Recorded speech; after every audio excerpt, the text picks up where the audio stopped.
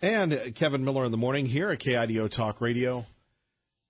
Thank you for joining us. Phone numbers 580-5436, 580-KIDO. Joining us now is Jerry Rogers, Vice President at the Institute for Liberty, to talk taxes. Jerry, good morning. Hey, good morning. Thank you so much for having me on the program. Well, let's talk about this tax cut that looks like it's going to happen. What does it mean for folks? Well, I mean, look, it means all good things. The bill's not perfect, but unlike the usual here in D.C., we're not letting the perfect be the enemy of the good. This is a good bill. On the corporate side, rates drop from 35 to 20%.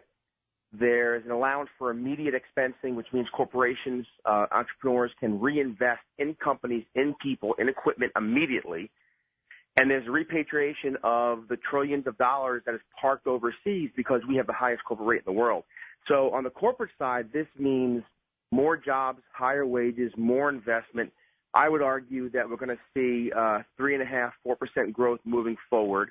On the individual side, there's something here for everyone. If you pay taxes, you will get a tax break. You will be able to keep more of what you earn, and you will be able to decide how you spend your money as opposed to the government doing it.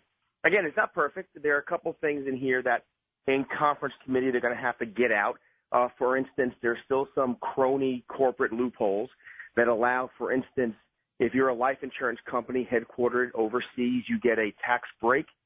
Yet if you're headquartered here in America, you do not. I suspect it's out in the Senate bill. They'll take it out from the House bill. So I think, look, we get rid of these crony loopholes. We make the tax rates lower, broader, and we'll see growth for everybody. What about the critics that say it's a big wet kiss to big business? Well, I mean, the critics are mostly academics and left-wing Democrats and mainstream media who have never created a job, they've never produced anything, they've never worked outside of pushing computer keys. The fact is that if you work in a factory, the corporation will get a tax break, will get immediate expense, which means new equipment. It means hiring new workers. So if you're a worker, if you're someone who's middle class, and, you're making 50, 60, 70, 80 grand a year to support your family, this bill will allow you to keep much more of your hard-earned money. So the critics just plainly speaking, the critics are wrong. The critics are playing politics. The critics care more about ideology than they do about solutions and economic growth. Well, on the other hand, you have people worried about, and this is kind of unrelated, but in a way it is, to the threatened government shutdown. Yeah, it's very interesting. In the past, government shutdown threats was always used by Democrats to get what they want from Republicans, because Republicans, the media is not on their side. The stories, the narratives are always against them. But we have a president now who doesn't care what the mainstream media does or says. So the threats of a shutdown, frankly, I think the Democrats here are like pardon the analogy, but it's like a poker player with nothing, bluffing. And so I think the threats about government shutdowns and such things are the Democrats their last gasp, so to speak. Indeed. We continue on with Jerry Rogers, Kevin Miller in the morning here at KIDO Talk Radio. Do you believe the administration when they say, this could lead to big economic growth like GDP to 3 to 4, even higher? Absolutely, and there's already proof. Last month, we saw 3.3% growth, and that was because of the regulatory rollback this administration has been doing over the last 10 months. No one believed we would see 3% growth again. In fact, if you remember, during the Obama years, everybody from Goldman Sachs to Democrats, the mainstream media, even Republicans said, well, the new normal is 1.8, 1.9%. Well, this administration, in just rolling back regs, we've seen 3.3% growth. Now, if you allow companies to reinvest in America, remember, here's something to remember. For the last 17 years, we have seen 0 wage increases. That's because companies have not been able to reinvest here in America. This bill, this tax break, will allow companies, entrepreneurs, to reinvest here, which means more jobs, which means consumers be able to control and keep more of what they earn, which means higher growth. Yes, I predict 3.5–4% growth moving forward. When do you think the president signs this, and how many Democrats will vote for it? Well, you know what? Look, if you're a Democrat in a swing state, especially on the House side, I think you'll see a handful of Democrats in the House. The Senate, unfortunately, my goodness, the Senate. Look, we always hear about the Republicans being too far to the right, and I believe that's nonsense. I mean, I think the mainstream conservatism is mainstream. But we do see Schumer and Durbin and the Democrats in the Senate really have become very radical and radicalized. And so I don't think many Democrats in the Senate will vote for this. All that being said, to answer your question, I think we see this tax break going forward just before the new year.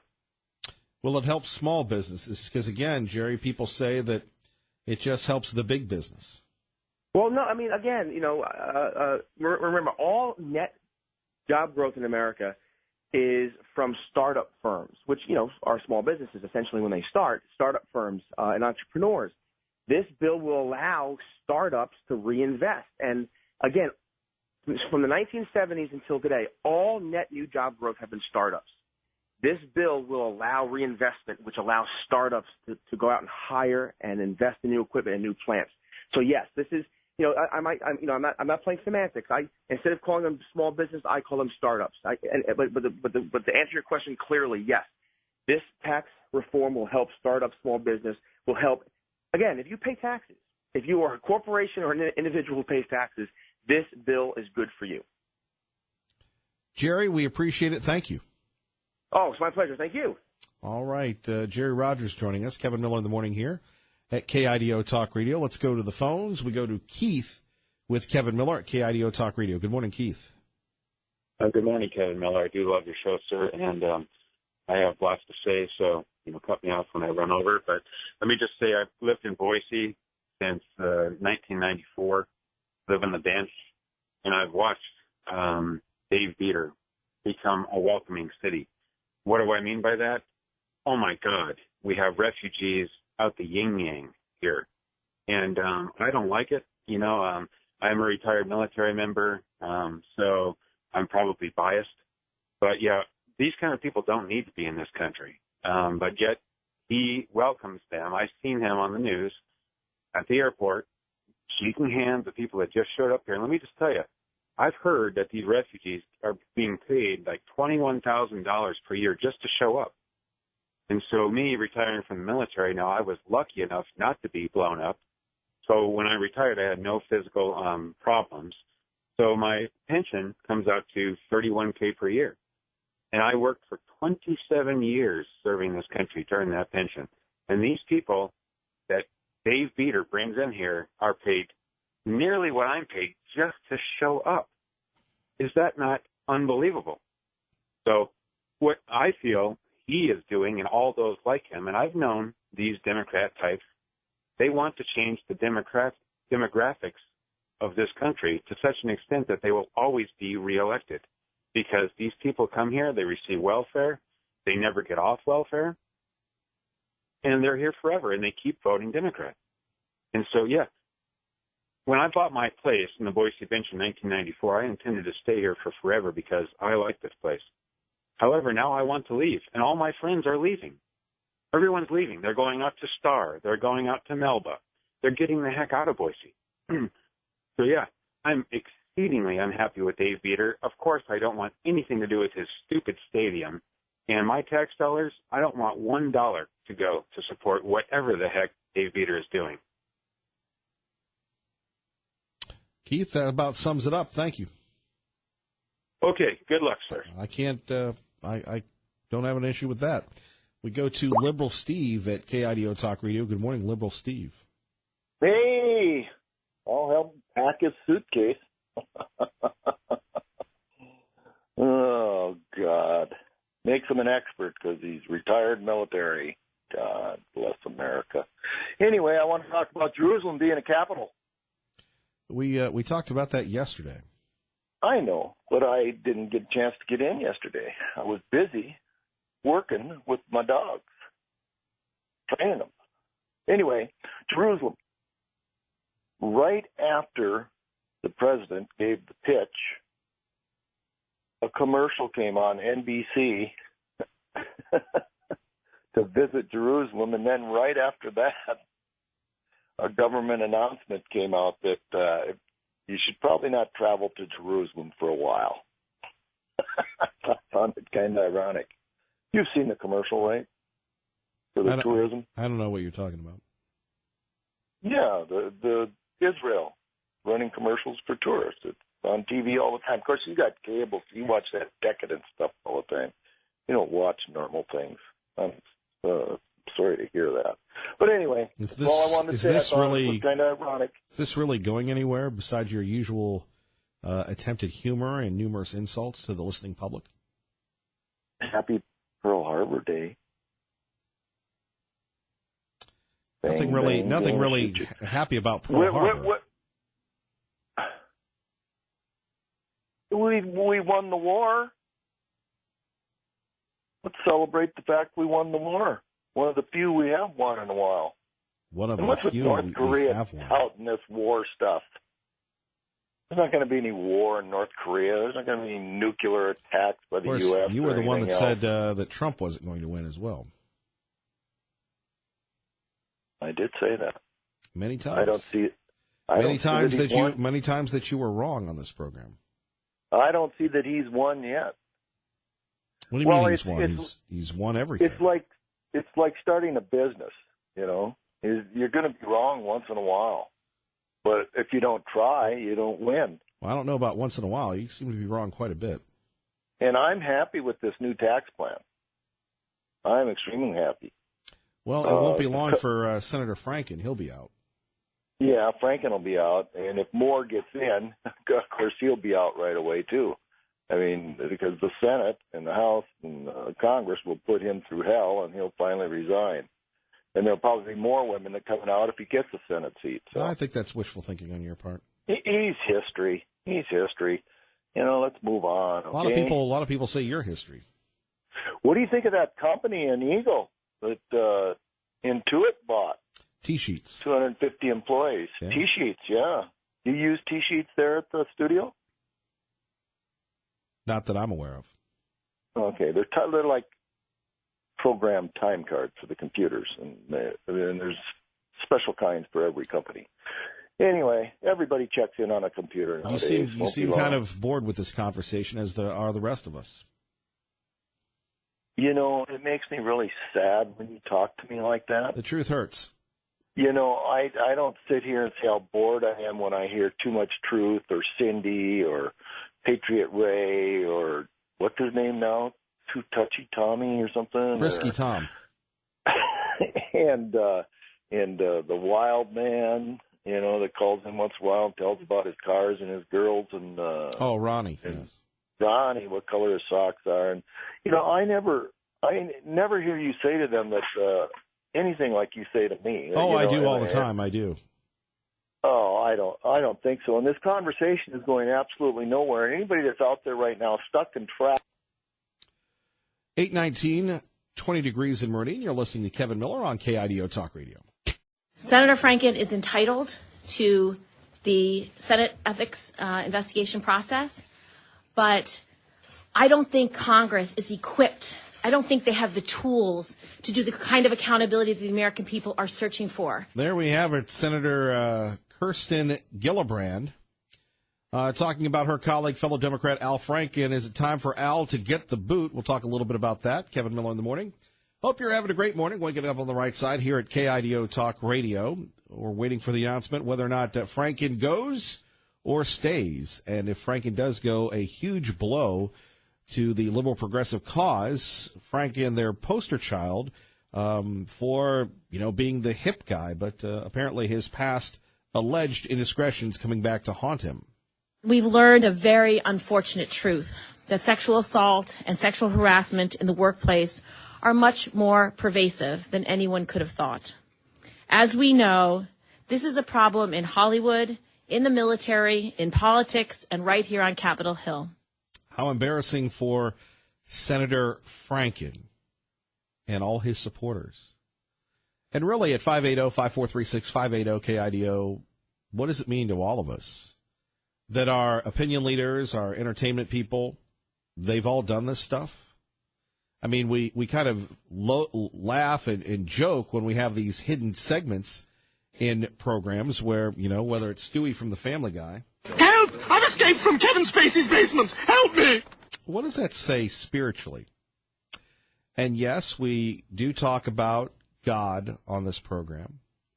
We do talk about moral values and moral compasses, and we do our very best to live up.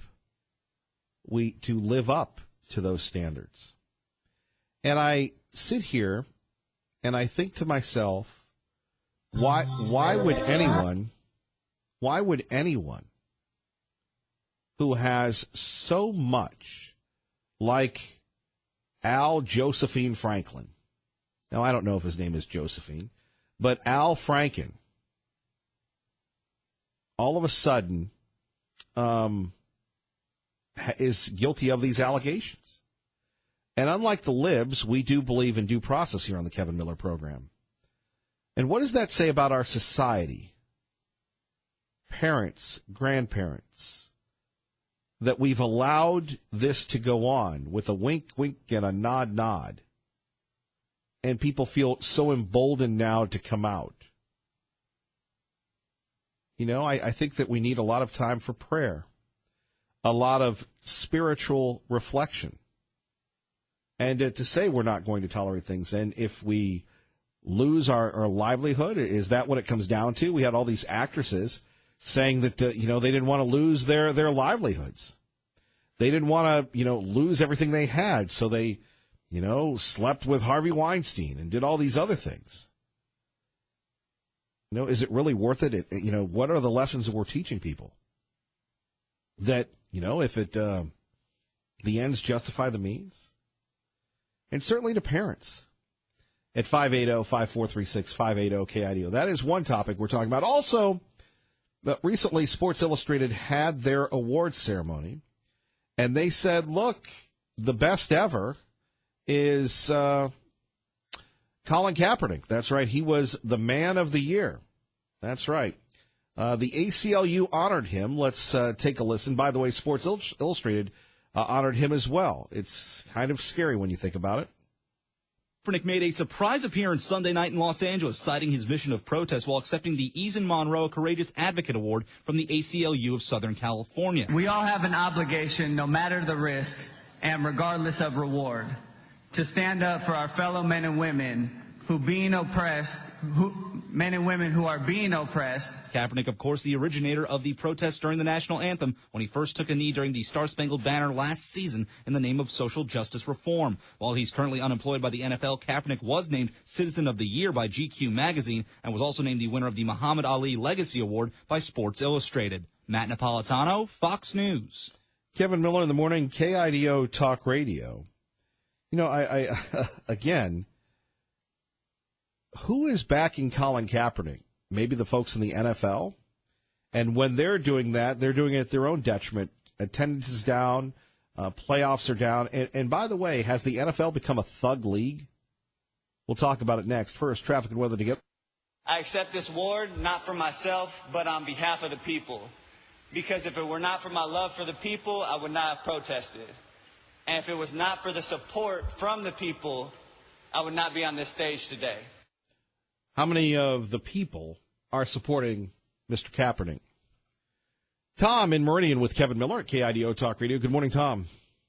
Good morning, Kevin. How are you? And by the way, there is no traffic traveling through Boise right now.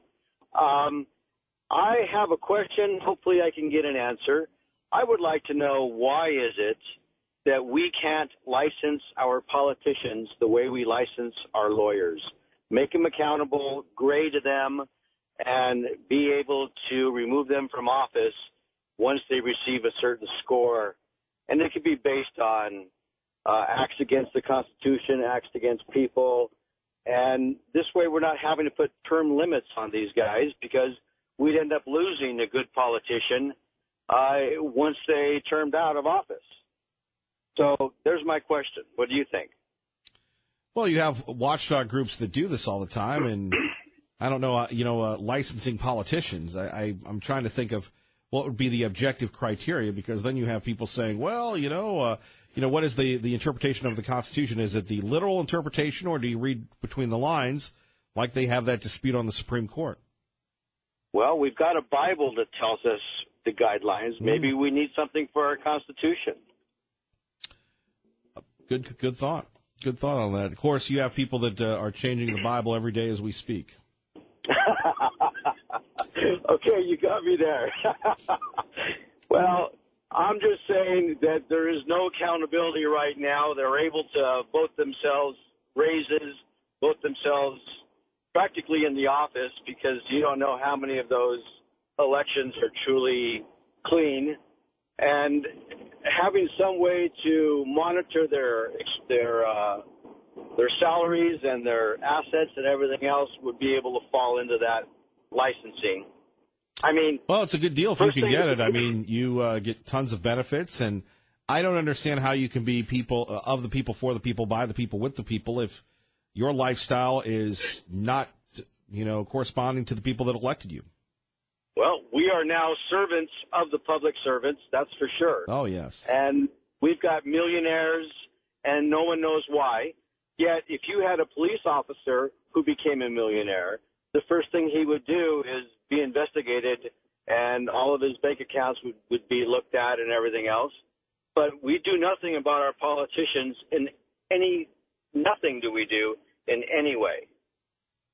That's basically my point. I mean, it's such a simple fix for accountability, yet nobody wants to make that first step. Well, except for Trump, of course, but he's got bigger fish to fry right now, I'm sure. Tom, thank you for the call.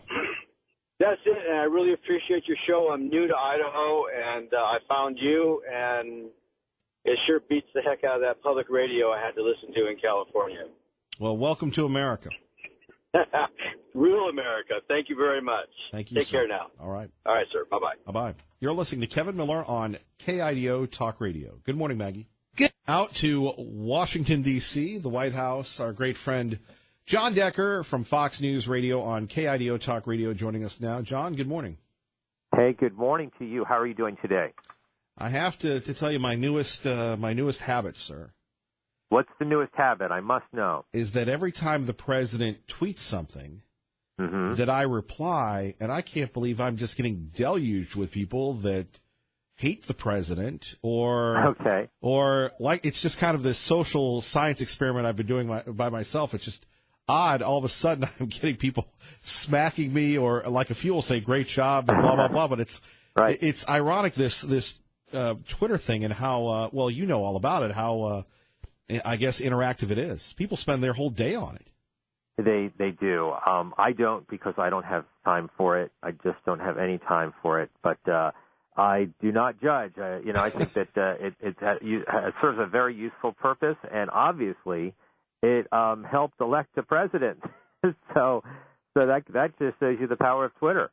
It does, and as a person that you wouldn't think would be so knowledgeable about it, he certainly has mastered it. And it's funny, I've heard people talk about it, but then seeing it in real time and experiencing it for myself at such a reduced level, it's just amazing that how the president has really figured this out.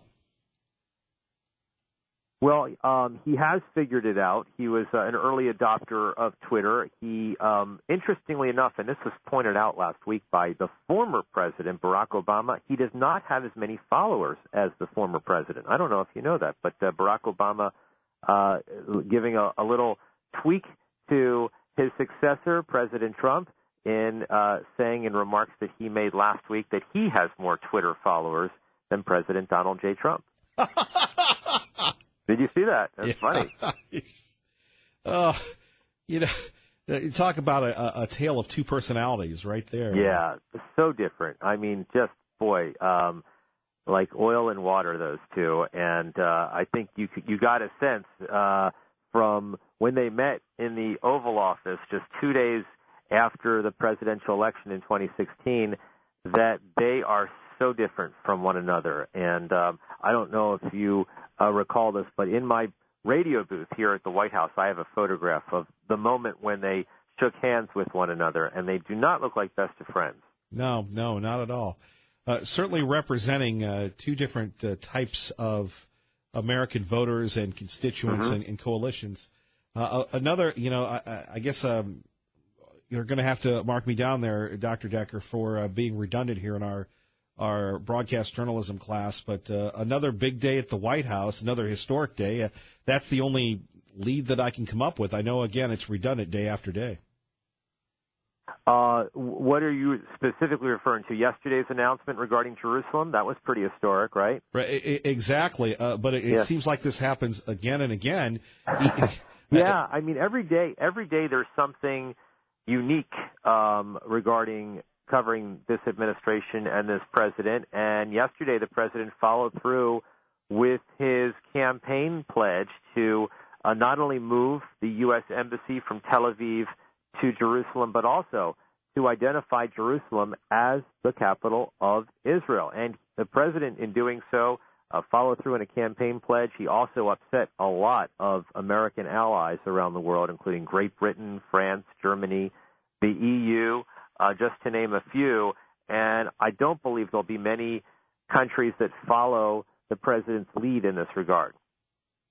Again, John Decker is someone who has covered and lived history. I don't know if you can bring it home how big a day it was yesterday and the reaction that we continue to hear about today and will for quite some time. Well, it was historic. It was a big day. Many presidents have promised to do what President Trump did yesterday, but did not follow through with their pledge. Barack Obama, when he was a candidate for president, said he was going to move the U.S. Embassy from Tel Aviv to Jerusalem. He never did that in his 8 years in office. George W. Bush, when he was running for president, promised to do the same thing, and he never did it during his 8 years in office. And clearly, these were empty promises. I think that to a certain extent, both Barack Obama and George W. Bush were trying to win votes from certain types of voters, whether they be Jewish voters or evangelical Christians.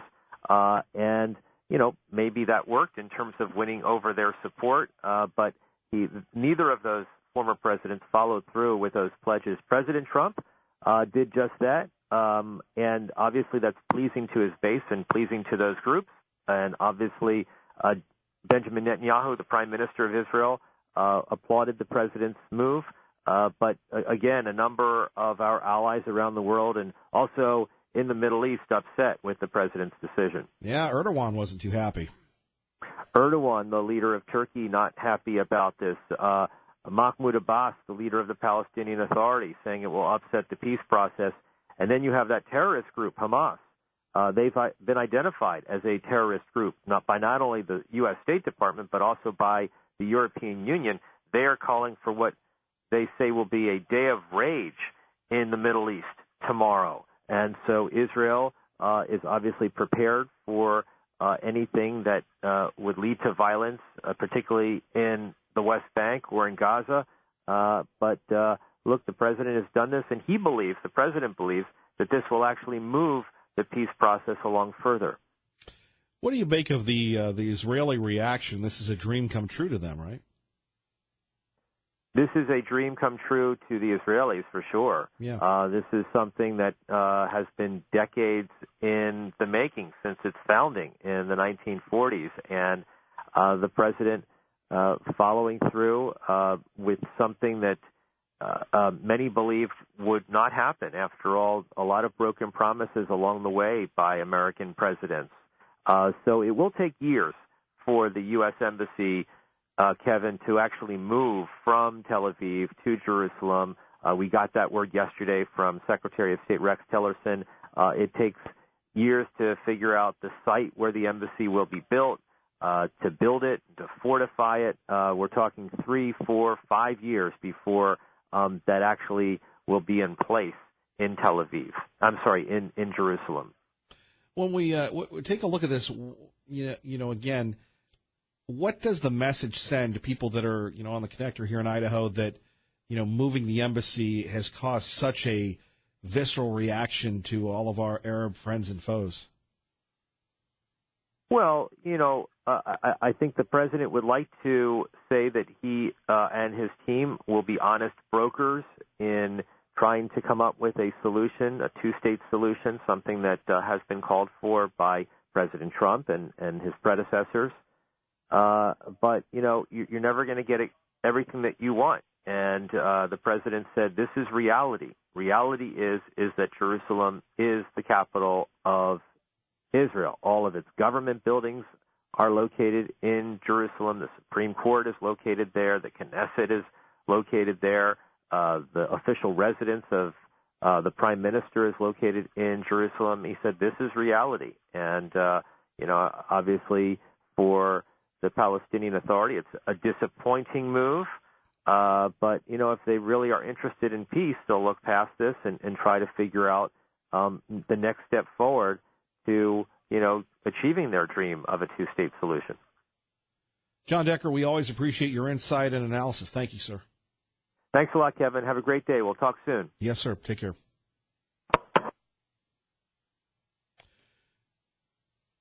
We're joined by Holly, who I'm sure wants to talk about the Israeli situation at KIDO Talk Radio. Good morning, Holly.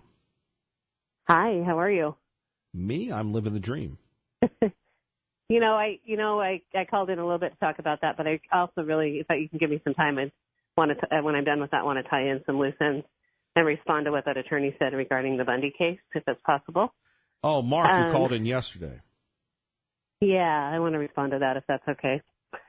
So. Well, you see, this is what we love about this program is people listen longer, more intently than actually it's true, than any other show here in the Treasure Valley. So sometimes, and I'm just letting everybody know that, if you miss a show, you can go to KIDOTalkRadio.com. The caller Holly's referring to happened about this time yesterday, I believe, when she was talking about the Bundy case and said that, Holly, you don't know what you're talking about. Well, then I want to tell him that I do know. And the government witness, the head of the BLM, who was the head of the BLM at the time, actually testified that they didn't have a court order. They violated all kinds of cattle impoundment laws in Nevada.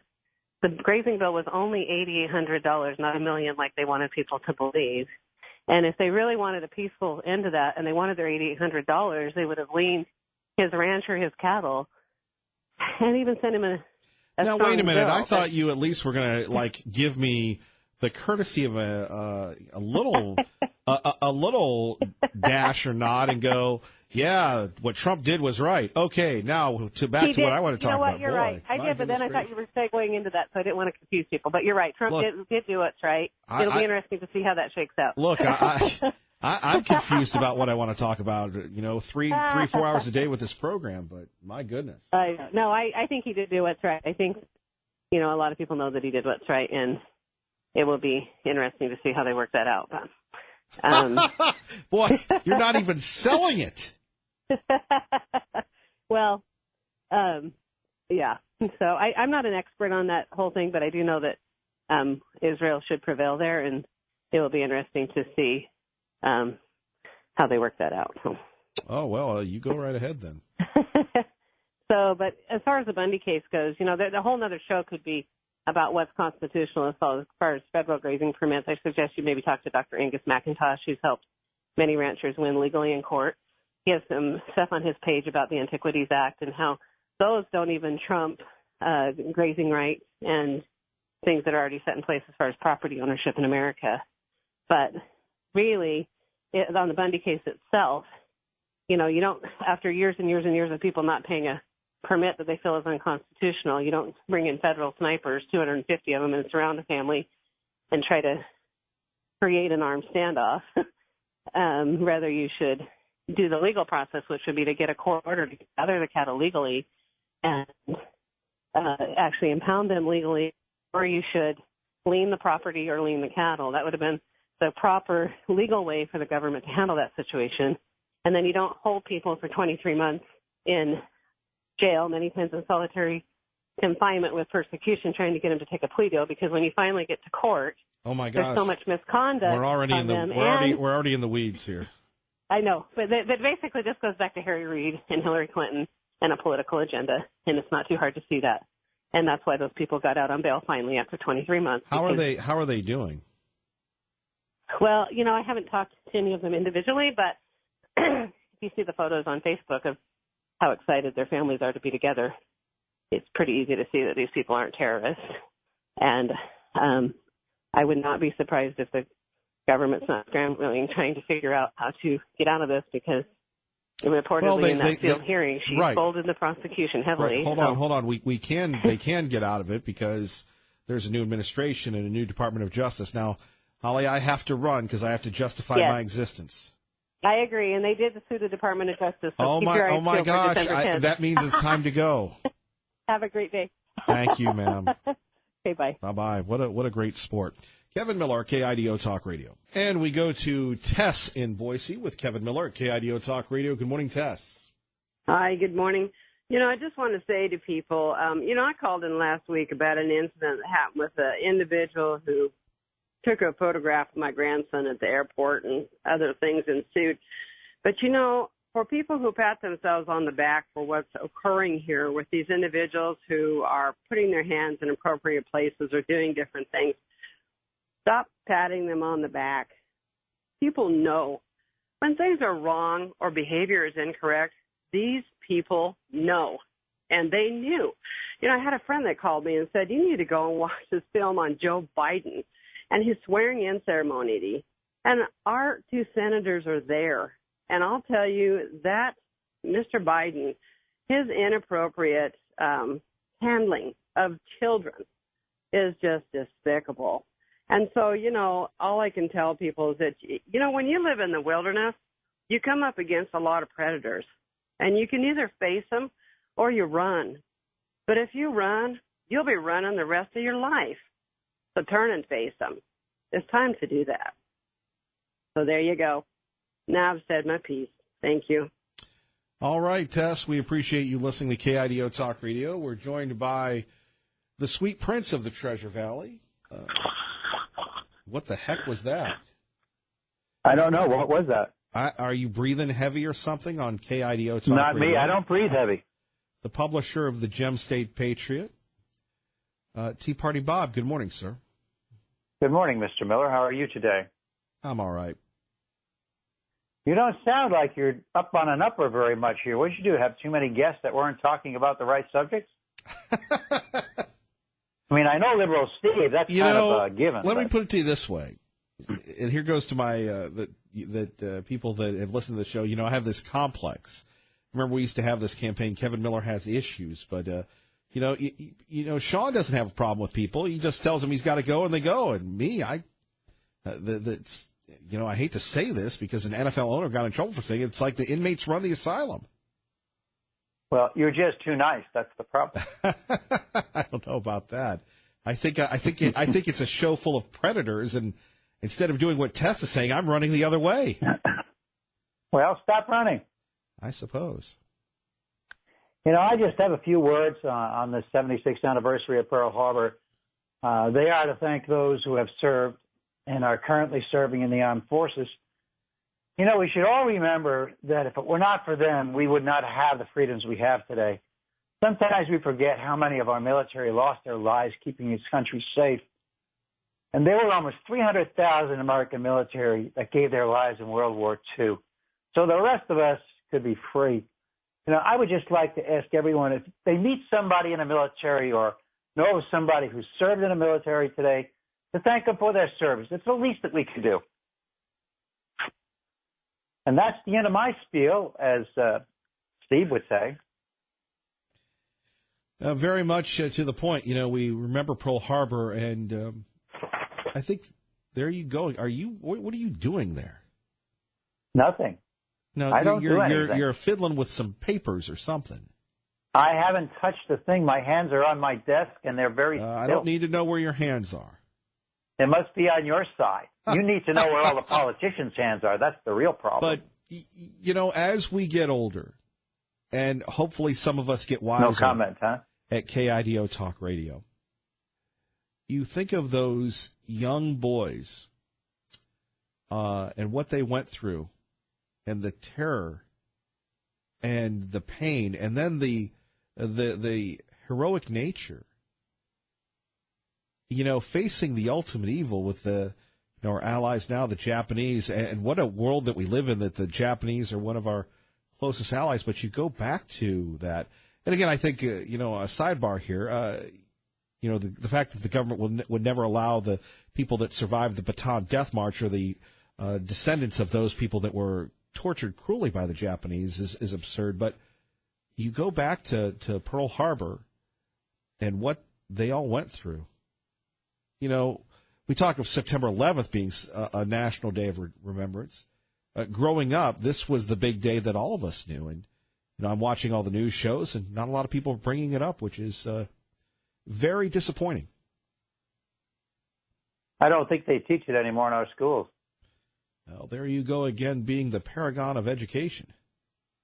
Well, look, they've changed our education methods so much. In 50 years, we have nothing but a bunch of liberal kids coming out that think they can do whatever they want, whenever they want, and the only thing that interests them is what's in front of their face that's coming by from the Internet. Well, I blame from their friends. I blame their parents. And that has a lot to do with it. But, the entitled generation. Back in my day, back in 61 in my day. Back in 61, that was not too long ago. Now, if you want to get back to my day, that was a little long. Back in 61, when we didn't vilify the hungry man frozen dinner, life was a lot better. And you had your 2 packs of Camels. That was a good time. Well, I've been through the Camel situation, but that hungry man's dinner, I never could eat those things. Tea Party Bob, thank you for the call. You have a great day, Kevin. We'll talk to you very soon. I certainly hope so. Be good. Oh, by the way, I need to call you later, so we have to talk. What is this, for good time? Call Kevin? Yes. Okay. Have a great day, my friend. You too.